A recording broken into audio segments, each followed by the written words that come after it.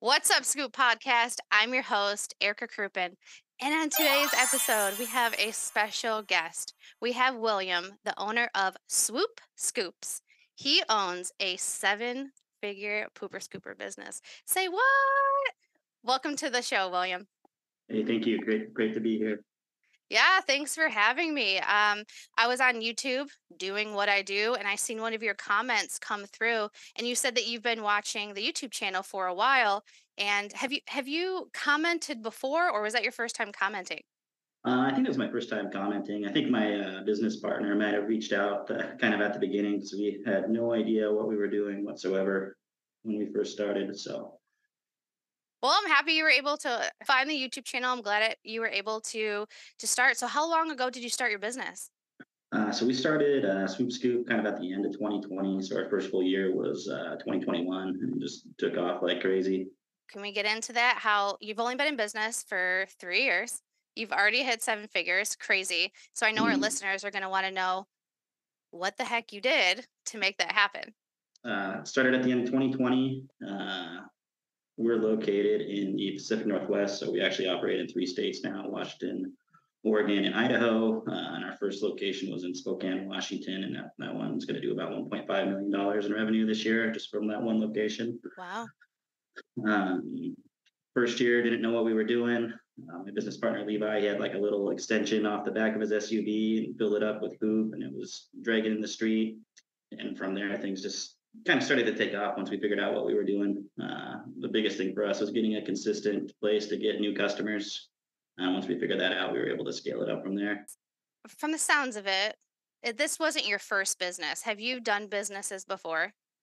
Yeah, I actually own a little portfolio of home service businesses. So I own an electrical contracting company and I own a garage door repair company as well.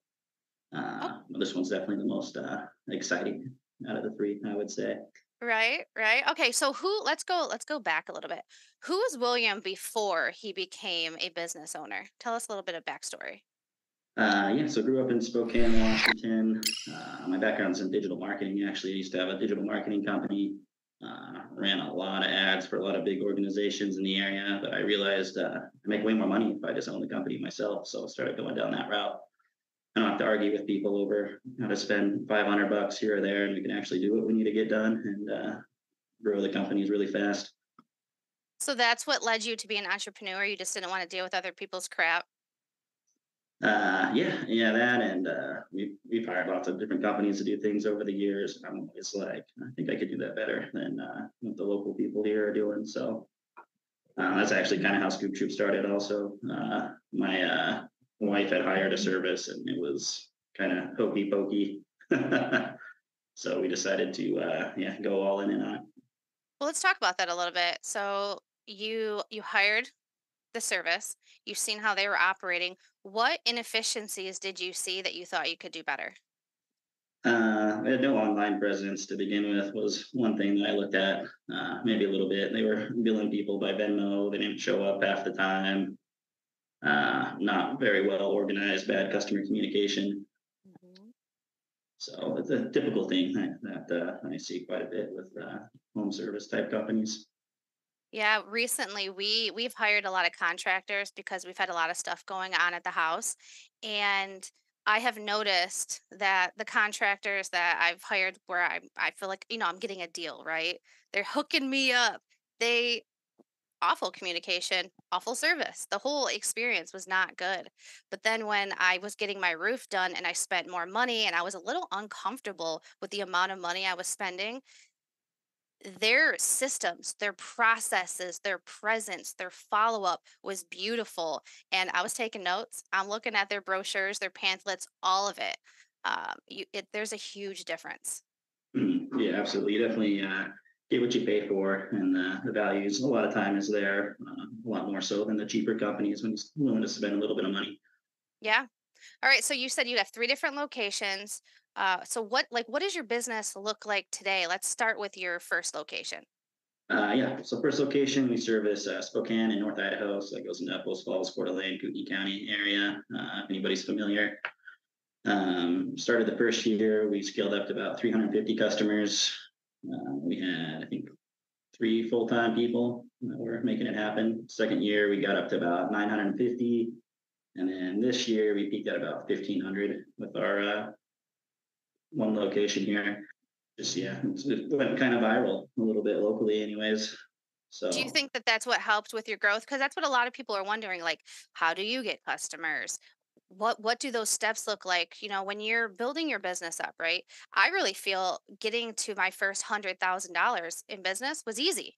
Look, when I look mm, back to it, that part was easy because I was doing the work, right? mm, But having to scale, trying to grow more and get those processes in order, that's where I'll be transparent. That's where I'm struggling. And I hear a lot of other business owners are just like, I don't know how to get out of this phase or where to even mm. start.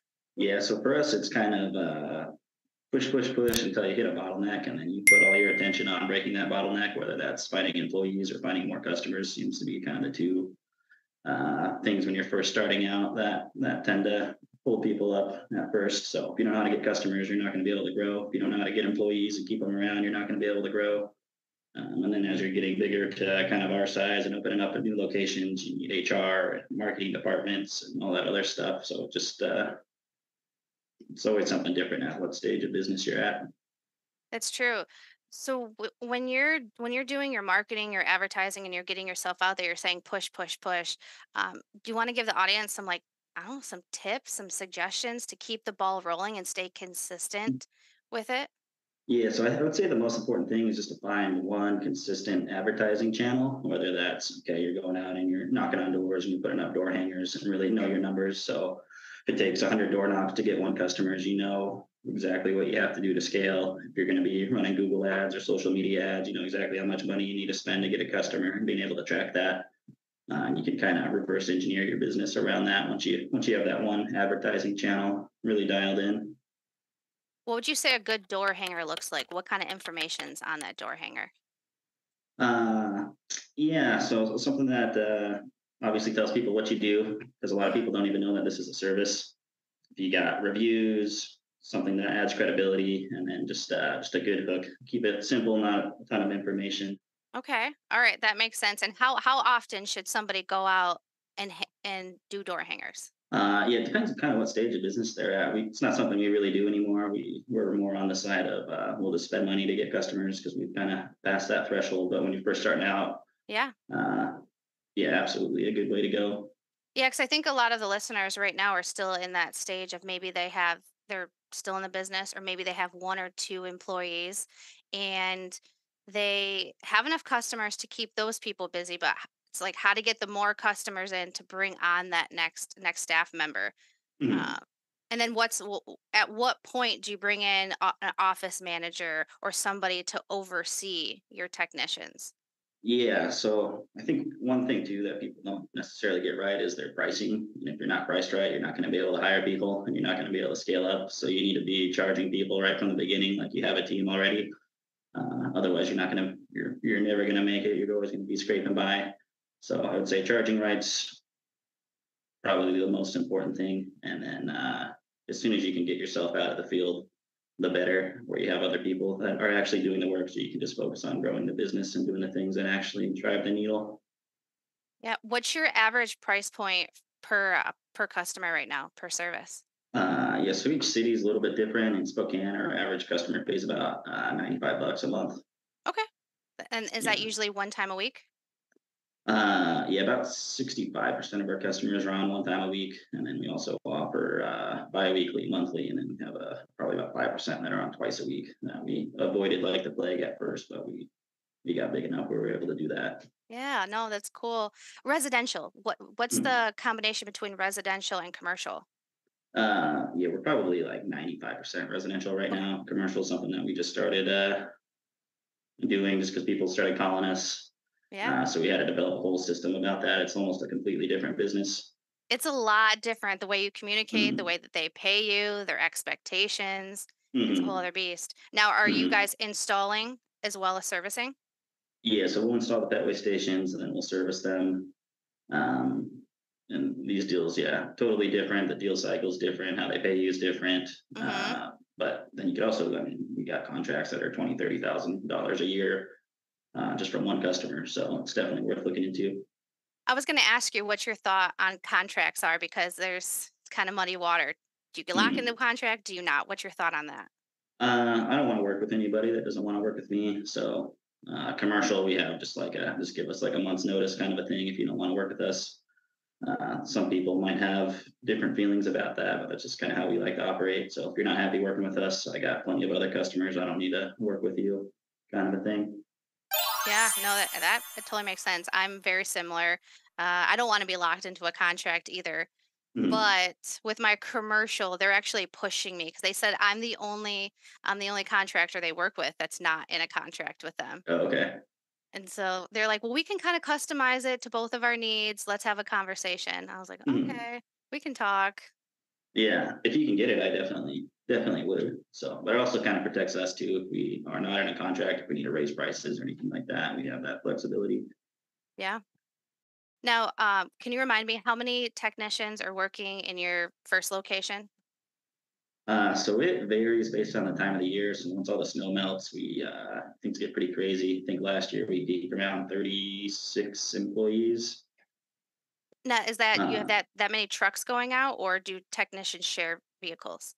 so we have 15 trucks. They're all Oh, fully wrapped. And so our Monday through Friday crew, they go out and do that. And then during the spring rush, we actually have them park the trucks at the office on Fridays, and we have a weekend crew, and they go out and do all the like one-time cleanups.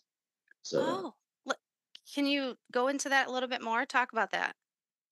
we literally didn't want to buy 15 more trucks to meet the demand. So we tried to get creative, and we were able to handle all the one-time cleanups on the weekends while maintaining our regular customers during the week. So I think during last spring we were onboarding almost 400 customers a month between one-times and subscribers. Now, do you get customers that are requesting to have that weekend scoop when they get their one-time clean? Are they like, "Hey, I want a Saturday." You're like, "No, no, I have to service you on Tuesday." They might request, but we're the business, so we kind of set the rules. If you want to work with us, this is kind of the schedule that we have to run. We're a professional company, and we got to operate that way. Otherwise, it just would totally fall apart. So Yeah. the other thing is we don't set appointment times with anybody. We say we're just like the garbage man. We run the most efficient routes. So that's how we're able to keep our prices as low as possible and provide as much value as possible to people. Yeah, I love that. I feel the exact same way. Now, how many yards is each a full-time technician scooping per week? So each person can handle if they're good and they've been with us for 3 to 6 months, they can do about 150 customers a month Mhm. per technician. And yeah, it's not necessarily per week because we have some people on once a month or some people on every other week kind of a thing. But for the most part, yeah, a good tech can bang out 30 yards a day. And is that 8 hours, 10 hours? Yeah, 8 hours. Yeah, 8 hours. Yeah, maybe a that little bit seems longer about right. sometimes, but yeah. Crystal, she can do 30 houses. Me personally, I could not imagine doing 30 houses now. Yeah. No, thank you. Yeah. At the max, I want to do 20 because as the owner, if I'm out in the field, like I'm still having to do owner stuff, so I'm not Mhm. nearly as efficient as a specific dedicated technician is. Mhm. Right. If you're answering the phone or doing this or that or emails or somebody's complaining about one of your other employees, yeah, definitely Oh yeah. drags you All out right. of it. Okay, so you got a seven-figure pooper scooper business. To me, I can't even imagine. I'm like, what does that even look like on a day to day? So like what does your day look like as an owner of that? So as far as the day to day goes, I actually don't have a ton of involvement. My job is more of coming up with the strategic vision, how we're going to grow the company, kind of over the long term. My business partner Levi, he handles all the operations, but he's delegated most of that out. We got full time office members, we got a office manager, we got a customer service rep. We just hired a full time social media specialist, so they handle basically everything to do with the customers, and then the scoopers just go out and fulfill the work. Okay. Everybody's got their role. All right. Well, so let's talk about that. If we can expand. So you have your roles. You have you and Levi, boom, the owners. Yep. Who's underneath you guys? Yeah. So each location, we have a manager for each location. So Spokane has one, Seattle has one, and Oregon location has one. under them, they either have a lead and then all the scoopers. So we kind of try to do pods. So we'll have three scoopers, and then there'll be a lead that kind of oversees all those scoopers and making sure they're doing what they need to be doing and get them trained up.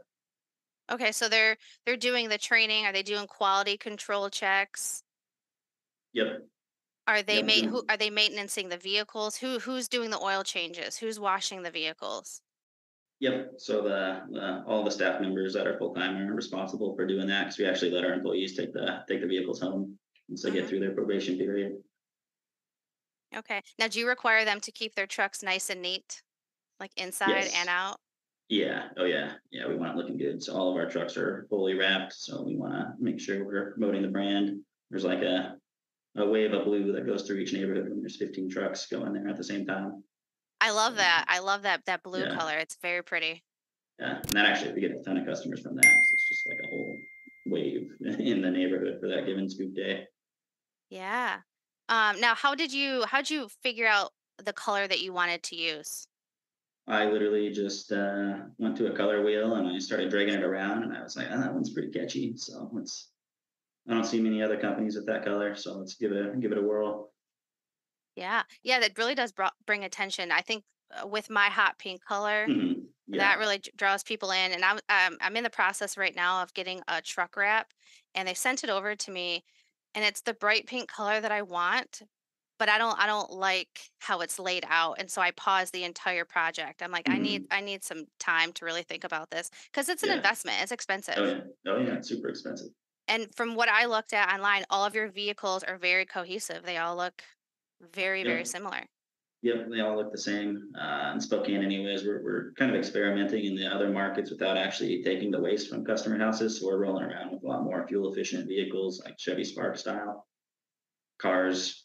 So we can buy one of those for like 10 grand instead of spending 20, 30 grand on a truck. And Yeah, it's like triple the gas mileage. So it's something we're playing with right now.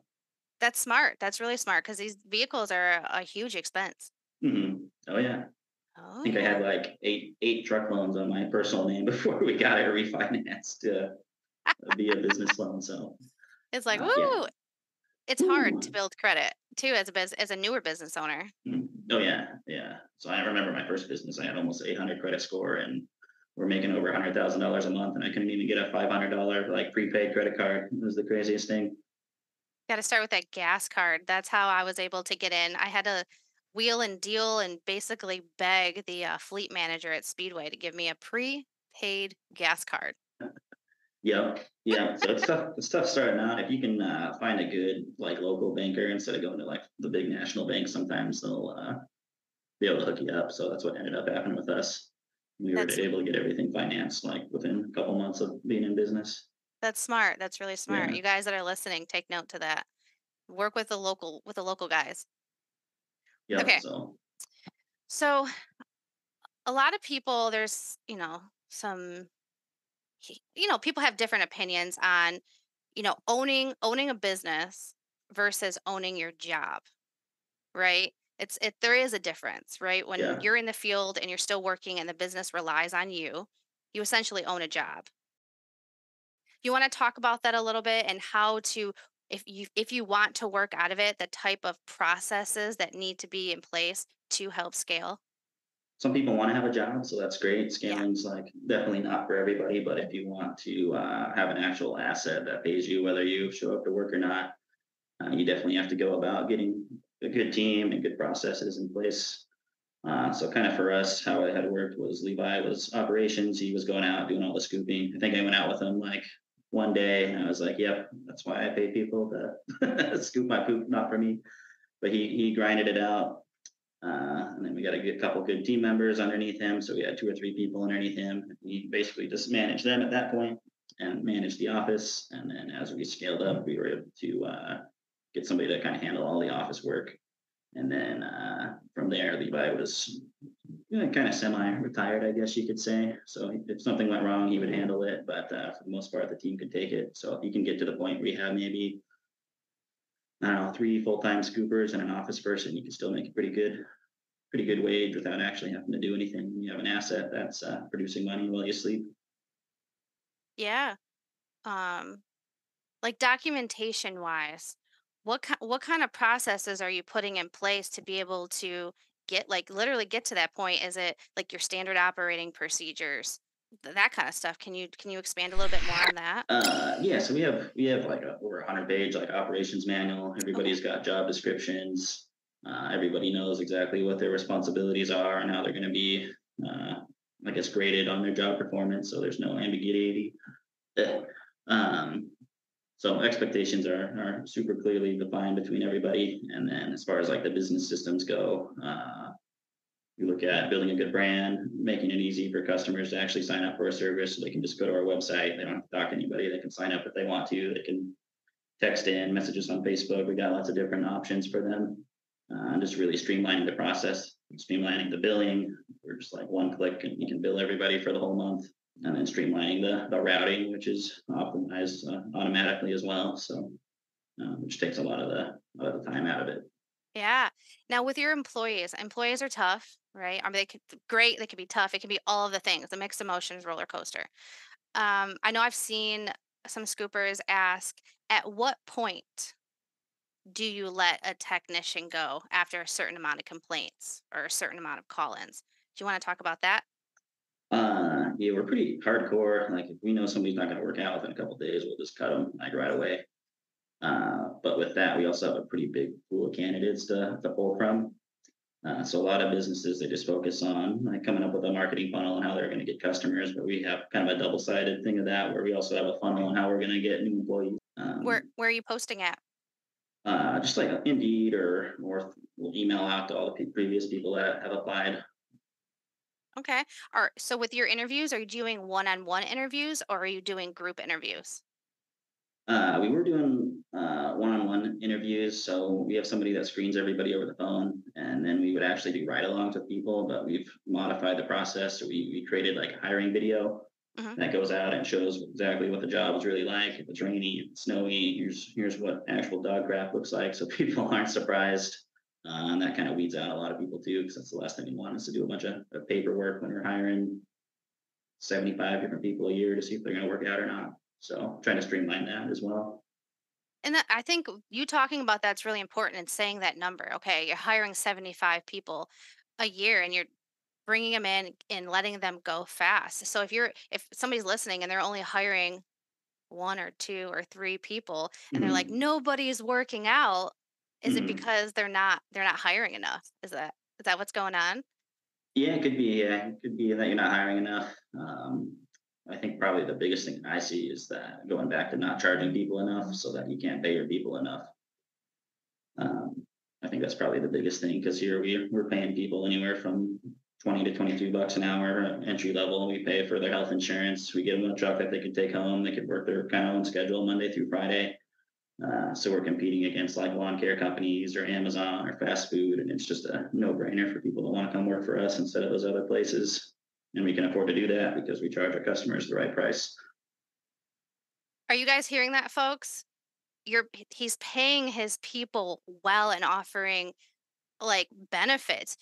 The days of paying somebody $11 under the table, it's gone. You can't do that. They're not going to respect you. If you're like, I'll give you $11 cash because that equates to $15 on check. I don't know how many times I've heard that. Yeah, so we don't mess around. We want No. the best people, and if you're not one of the best people for the job, we're gonna find somebody that is. Yeah. Let's talk about culture because I imagine you have a pretty good culture with that many Mhm. people. Yeah, I think we have a pretty good culture. Our managers throw get-togethers for the employees fairly frequently. It can be a little bit of a lonely job just because everybody's going out and doing their own thing. But we got like a group chat where people can send pictures of dogs or this or that of all the thing that's going on. But our management team, yeah, really cares about the employees and they want to make sure that they succeed. And I think that's one of the most important things is that people We actually care.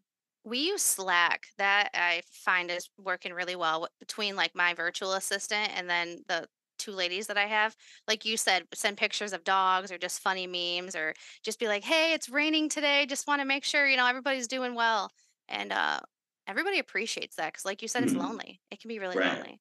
Right. Well, and it can be physically taxing, especially when you're first starting off. People get the wrist soreness and whatnot, so it's a lot harder than people think. Yeah, absolutely, absolutely. Now, If you don't mind me asking, how old are you? I just turned 30. Oh, you're so young. I I feel love like I'm 40 though. I work twice as much as I should have the last 10 years, but yeah, we're getting there. business will definitely put some years on you. How do you feel that being an entrepreneur has changed you over, however long you've been in business? I definitely feel like it is the way to go if you really want to make it, right? I mean, it's not for everybody, but it's definitely allowed me to do a lot of things that I wouldn't have been able to do otherwise. I mean, I literally don't have to come to work if I want to do something anymore. So that part's been cool. I get to spend more time with my family, more time with my kids, make way more money than if I were to have a job doing something. So it's been good. And I also get to give back and kind of partner with other companies, other business owners, and just kind of win together kind of thing. Now, you're on the outside part of it. You're not in the grind every single Mhm. day like a lot of our listeners, and you have a Mhm. partner. So if we could kind of go over to that, how did you and your partner get together and start doing business together? Yeah, so we actually grew up together. We went to elementary school, middle school, high school together. We were kind of in touch, and he saw one of my electrical company that it went from zero to seven figures within like the first 5 months, and he was like, "Dude, we gotta start a business." I was like, "Yeah, let's do something. What are you thinking?" And we just kind of brainstormed. And my wife had hired a Cooper Scooper that sucked, and I was like, "Let's give this a shot and see if we can make something happen. You don't got to be a journeyman electrician with 10,000 hours of work experience. We can really scale this thing up if it takes off." So that's pretty much what happened. That's nice. And so you're able to divide the duties essentially between the two of Mm-hmm. you. Yeah, and that's kind of how my companies work. I basically run all the marketing and the finance and setting up the CRM and all that type of stuff. And my partners run the operations, whether it's electrical or garage door or pet waste removal or anything. All the businesses kind of work the same. It's just a different widget that you're selling to people. Yeah, there's times where I'm like, man, I think I would really benefit from a partner. But then the other part is like, maybe I just need like an actual like a manager. Do you want to Mhm. kind of touch on that? What's the difference between having an actual business partner versus having a manager? Yeah, I think the biggest difference is that your business partner actually has skin in the game, so they're going to care a lot more. And that's really the most important thing is that people actually care about your business and what they're doing. So we do have managers also, and we try to set it up so that our incentives are aligned. So as they grow the company, they have different bonus structures and salary increases at different benchmarks. But our area location managers for places they can make anywhere from 55 to $90,000 a year. So it's not a bad gig for being a A- manager for us. As your manager, so if they're making that amount of money, let's say what do they need to be overseeing like financially wise? What needs to be produced for them to make that amount of Mhm. money? Yeah, so we've tried to streamline it like quite a bit. So literally, their only job is to fulfill the service because we have a call center that handles all the customers and all the complaints and everything. So literally, their only job is to scoop the waste and hire people and develop good team members. Yeah, that sounds like a good gig. Yeah, Hire not me. No, just bad. joking. Okay. What would you say your next step in business is? Yeah, so we just launched these two other locations this year. So we're going to try to scale them up to about the same size as our Spokane location. We're basically going to just slowly take over the Pacific Northwest. So we want to own all of Washington, Idaho, and Oregon. And then from there, we'll probably start looking at buying or acquiring other businesses throughout the country that are in the same space as us. Like So, which completely would, buying them out or joining with them? yeah, it kind of depends. We're open to either way. So we actually bought out some local competitors and just bought them completely out and actually hired them as employees. Is something that we've done, or we're open to partnering with people. You have a good foundation. We're even open to coming in and deploying capital in the business to get all your trucks wrapped and that kind of thing, and do all the steps that it takes to actually make it grow really fast. When you're looking to purchase a business, what are you looking for within that business? So the most important thing to us is we're looking for basically the number of subscribers. Kind of tells us so what we need to know. So number of subscribers, what their pricing is, and then kind of what their systems are. Because we can go look at a business and we can say, okay, you're doing this or you're doing that. If you just make these little tweaks, like make a huge difference for the business. Even in our business right now, we did a little price increase, about $10 a month. That's going to make us almost $200,000 a year in extra profit just from that one little tweak that took one email to send out. See, people, don't be afraid to raise your prices. Yes. Yeah, when structuring your price increase email, how do you structure that? Is it super wordy? Is it straight to the point? Yeah, it's like a three-quarters of a page, I would say. And we try to do it at the right time also, which is for us right before springtime. So weather starts getting really bad because people don't want to go out and mess with things. But we're just honest with people. It's all the prices of everything are increasing. Grass is going up. Our insurance is going up. We got to pay people more to be competitive. So just let them know that's what's happening. If we don't increase our prices, eventually we'll make no profit or even lose money. So you got to do it. Yeah, absolutely. And I love that you do it right before the spring rush. That's when I do. I think the worst time to increase your price is right before Christmas or Mhm. or directly after Christmas, like January 1st. I don't personally think that's a good idea. By the end of February, people are figuring out their Christmas charge card issues. And by March, it's like, okay, let's raise these rates. Yeah, I think for us probably like April or May would be the worst possible time to raise prices because a lot of people will cancel because maybe we don't line up with their mowing schedule or like that. Oh, I'm just going to do it myself because I need to do it every day because it's summertime and around the yard or whatever. Now let's talk about that, the mowing schedule, the landscapers. Do you bend to the landscapers? We do not. So we have way more customers than I think any of the landscapers around here. So we actually even tried to start our own kind of landscaping thing. We have like a little spin-off, but just didn't scale up fast enough. So I'm in talks with a company right now that has 15 trucks also. That might be our landscaper, and they'll just follow behind us. They'll come the day after we come, Okay. All right. refer each other business. The referring of the business with the landscapers. I tried doing that. And then I don't know if it's just they got too comfortable or what. Then they thought that I was at their beck and call. And so I just decided that it wasn't a good idea for me. Yeah, yeah, Yeah. no, it definitely could be time consuming. This one might work out because we each have like 3 or 4 people in our office that does everything that they need to do. So That's good. I'll That's let I'll good. let you That's good. know. I'll let you know how it goes. Keep us posted for sure. All right, so you have some free time, right? You kind of just you've built your business up to where it's almost running like clockwork. Like what is it, Mike McAllowitz? Have you read that book, Clockwork? No. Well, what are you doing in your free time? Are you or spare time? Are you listening to podcasts, reading books? What are you doing? Yeah, I'll listen to podcasts or read books. I'll go maybe go golf, hang out with my kids. I'll cruise the internet for another business to start, kind of a thing. Yeah. Well, So what books are you kind of listening or reading right now?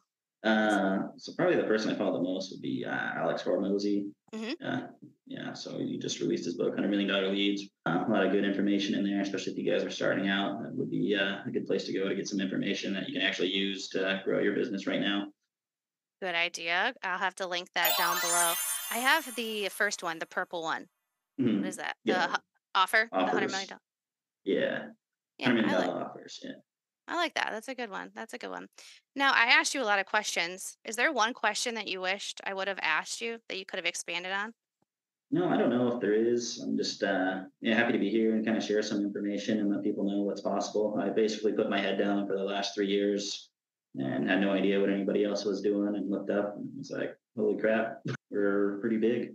No, So, that's amazing. Oh, well, let's have a moment of transparency here, right?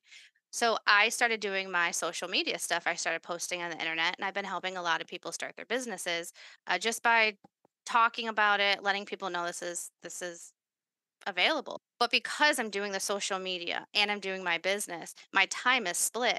So I'm running into a lot of people that have started after me or because they've seen my stuff and their businesses are way huger than me. And so I have mhm. to kind of look at myself and I'm like, what's the goal, Erica? What do you want to do? And hearing your story and seeing that you are a 7-figure business, it just paints the picture that it's capable. It's possible to happen. Like you said, if you put your head down and hit the ground running and really grind. Yeah, well, that's what we're gonna do again. So we're gonna try to get this thing to the 8 figure mark. So how cool would that be to say? Make That ten would million be dollars a crazy. year picking up dog crap. So we only need Yeah, probably another 3 locations on top of what we have to get. to get that. So how much would each location be doing essentially? That'd be 5 locations, Yeah, 5 locations. Yeah, we could probably get each one to $2 million. $2 million. And you're Mhm. operating 7 days a week, right? No, we just only in springtime. Oh, okay. Oh, for the spring cleans. Okay. Yeah. Otherwise, we're just Monday through Friday. It's easy peasy. What do you do on rain days? We scoop. So what happens if you have somebody that's like, "I made a sugar. I can't scoop today. Boo-hoo." You get a different job. Ah. Yeah. How does that conversation go? Cuz some people are too soft and they're like, "Okay, you don't have to work."